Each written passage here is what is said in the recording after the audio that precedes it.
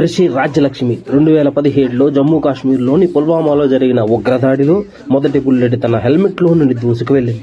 రెండవ బుల్లెట్ ముక్కు గుండా దూసుకు వెళ్ళింది. మూడవది అతని దవడను పూర్తిగా ఛిద్రం చేసింది. అయినప్పటికీ స్పృహ కోల్పోకుండా ఎదురుదాడి చేస్తూ శత్రువుల గుండెలు చీల్చేసి 30 కిలోమీటర్ల దూరంలో ఉన్న సైనిక ఆసుపత్రికి చేరేంత వరకు మెరుస్తున్న కళ్ళతో, అదే స్పృహతో, అదే ధైర్యంతో ఉన్నాడు. విరిగిన దెబ్బతిన్న అతని ముఖాన్ని చూసిన వైద్యులు భయపడితే తన బొటని వేలిని పైకి లేపి థమ్సప్ సింబల్ని చూపించి నేను క్షేమంగా ఉంటాను, కూల్గా ఉండండి అనే సంకేతాన్ని చూపించాడు. భయపడుతున్న తన బంధుమిత్రులందరికీ నేను తిరిగి వస్తాను అనే సంకేతాన్ని ఇచ్చాడు. అతన్ని కలవడానికి వచ్చిన ఆర్మీ చీఫ్ బిపిన్ రావత్ నువ్వు అత్యంత నిర్భయుడివి అని చెప్పి అన్నాడు. 28 శస్త్రచికిత్సలు చేసినప్పటికీ ఆ ముఖాన్ని డాక్టర్లు సరిచేయలేకపోయారు.